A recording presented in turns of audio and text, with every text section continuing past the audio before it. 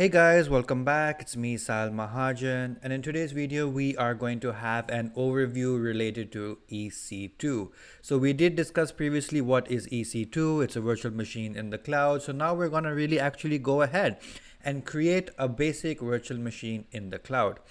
So you guys can go ahead and log into the AWS console. I would recommend you guys to follow along. And so you guys can also go ahead and create an EC2 instance with me. So once you are in the AWS console, we're going to go to our search bar and we are going to type in EC2. When we type in EC2, you can see the first option that you have is under services is EC2. Let's go ahead and click on that. Once we do that, you will see that this would be your landing page. Now, you may see a different landing page. If that's the case, that's not a big issue, but this is a landing page that I have over here. You will, if you see the other landing page, you can just click on launch instance. There will be a button somewhere that says launch instance. You can do that. If you're on this landing page, then you are good to go. So this is the dashboard that we have for EC2. We're going to we'll take a quick minute or two to go over it. So you can see that you can see your resources, how many virtual machines or instances are running, your auto-scaling groups, your elastic IPs, which are your static IP addresses, and your key pairs and load balancers and all that good stuff. If you want to launch an instance, you can launch your instance from here. If you have any issues with your EC2 instances, that would pop up right over here. And this is your service health. How is the service health of EC2 in the specified region that you are in? Again, I am going to be in the US East 1 region for all of my demos. I would recommend you guys to stick with the US East 1 region, no matter where you are in the world sitting and watching this video. I would recommend you guys to stick with the US East 1 because this has the most features enabled across. If you do want to go for any other region, you can, but I would again recommend for learning purposes to stick with US East 1.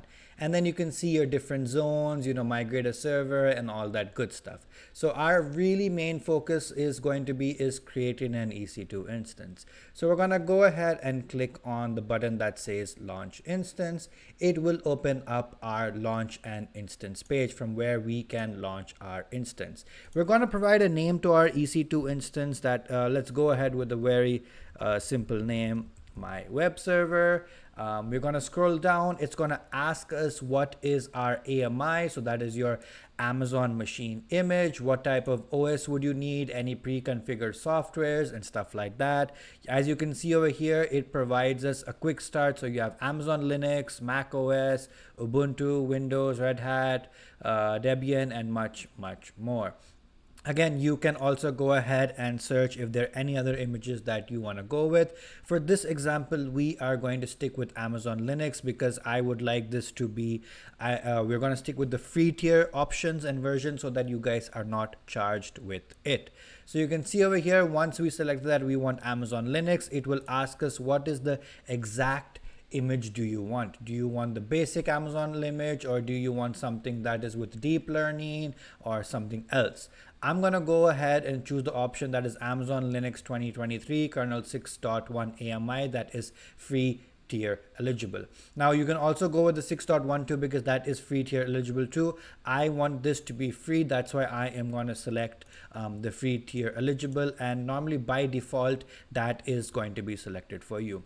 Now once you select your AMI, that is your Amazon machine image, it will give you a description about it. It will also show you what type of architecture it is. You can change between the two. I always prefer to stick with 86. You have your boot mode, your AMI, your username is going to be EC2-user, and it's a verified provider. Now when you come down, it's going to ask you your instance type, which basically means how much compute power would you need. That is your CPU, your memory, and all that good stuff. So I am going to go ahead and open this, and you can see that you have a lot of options to choose from, and I am actually going to stick with the T3.micro. You can see there are a lot of options to choose from according to your specific use case. The reason why I am sticking with T3.micro is because it is free tier eligible. So once you choose T3.micro, it will show you the family. So its family is T3. You get 2 virtual CPUs, you get 1 gigs of memory, and current generation is true. It also shows you your per hour cost according to your different what do you say AMIs that you use. So I'm going to stick with this. That is our instance type. Now if you are looking to log into your EC2 instance, you will create a key pair. So we spoke about key pair that is used to log into your EC2 instance. I'm going to go ahead and click on create new key pair. I am going to say that let's go with test key pair. I am going to stick with the RSA option, and I am going to choose it as a .pem file, and I'm going to click on key pair. Again, we are really not going to connect to this EC2 instance. I am just creating a key pairs to show you guys how you can create a key pair. And when you come down, you will see that we have our network settings. So this relates to your security groups that we spoke about. That is your virtual firewall for EC2 instances. Again, for this video, we are going to leave everything as default. We are not going to touch anything. It's going to auto assign an IP, public IP for us. It's going to create a security group with the very basic rules, that is allowing SSH traffic from your instance. So I can go back and select that, and we also it's going to select from anywhere, and we're going to leave everything empty. So we did speak about security groups, again very high level about security groups. That's why I do not want to dive in depth related to the network settings. We will go into network settings, but more into this when we dive into our security group section. So you can see that it says that rules with source of 000 allow all IP addresses to access your instance. So any IP address can access your SSH. Now, of course, you can open this up and you can choose a custom IP, or you can choose your own IP address so that only anyone on your network will be able to access this EC2. Again, I am going to leave this as anywhere because I will be deleting this EC2 instance after creation. This is our configure our storage, which relates to our EBS, that is your elastic block store. You can think of this as your SSD or HDDs that you attach to your laptops or your desktops. By default, I'm going to stick with 8 gigs EBS volume. Now you can add more volumes, and you can choose what type of version of volume you need. Again, we have not dived into EBS, so I am really just going to stick with the basics.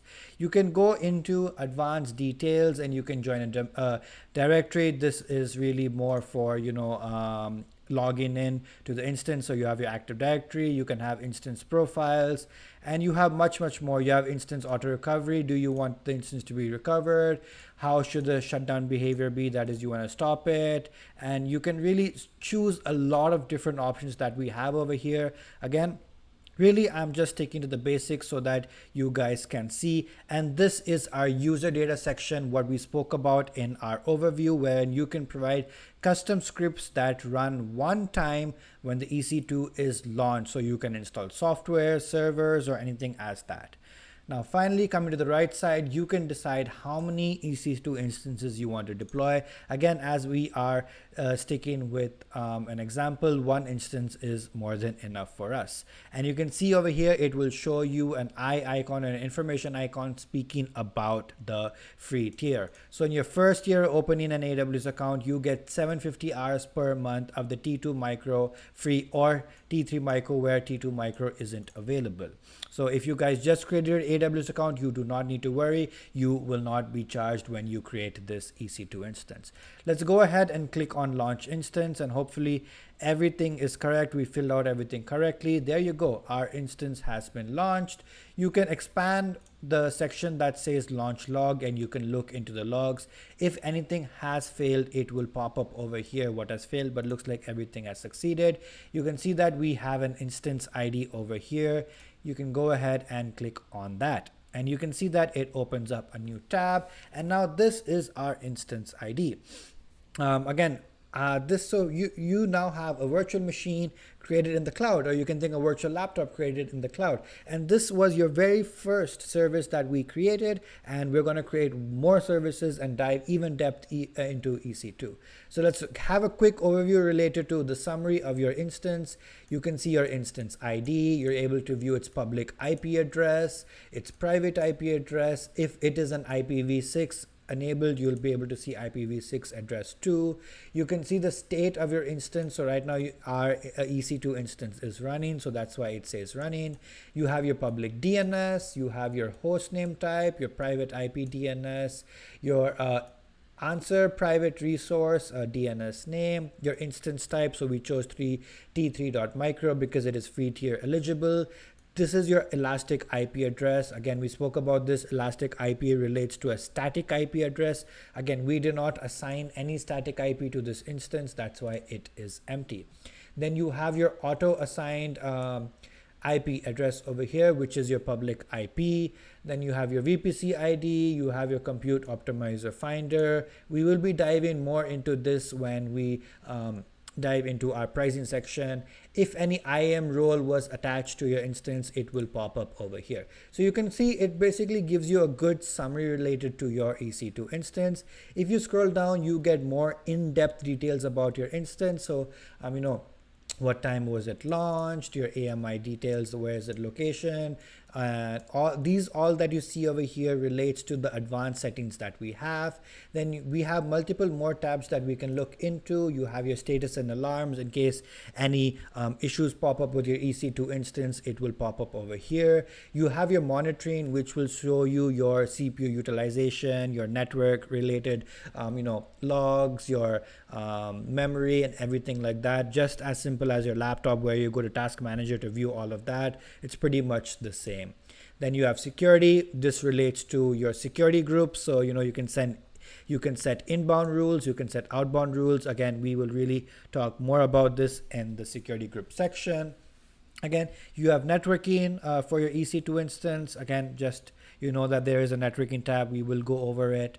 Then you have your storage tab. This is where you can see your HDD or SSDs, or what we always call in the cloud that we call EBS volumes attached over here. If you want to attach more volumes, you can do that too. So that is pretty neat. And you can also monitor your volume. So, you can see how is your IO, what's your latency and all that good stuff. And finally, we have tags that you can see that there is a tag saying that the name of this EC2 instance is my web server. So this was a pretty quick, or I would say pretty long video out there on how can you create an EC2 instance. Now, before I end this video, I'm going to show you guys how you can delete this EC2 instance. So you can see that there have three buttons over here. You have actions where you can view different actions. You have your instance state where you can see, you can set the state of your instance, and you have connect where you can connect to your instance. We're not going to dive into the connect as of right now, but we're going to go into your instance state option and we are going to click on terminate. So you clicking on terminate, you can see it says it deletes the instance. So once I click on terminate, I will get a pop-up saying that, do you want to do it? I'm going to say that yes, this is good. And make sure that on an EBS backed instance, the default action is that your root volume will also be deleted. So the root volume that 8 GB SSD that we attached will be deleted. So I can go ahead and click on terminate, and we can see that it had successfully initiated termination. If I keep doing shutting down, you can see that our instance state has changed to shutting down. So this was a really quick or maybe long video on how you can create an EC2 instance on the console. We just dived a really high level overview on how you can just create an instance. The more theoretical concepts that we learn, I will show you practical usages of those theoretical concepts in the cloud. So I hope you guys did like this video. If you did, please make sure to leave a like, do subscribe, and do comment if there are any other topics out there that you guys would like me to cover. I hope you guys have a great day ahead. See ya. Take care. Bye-bye.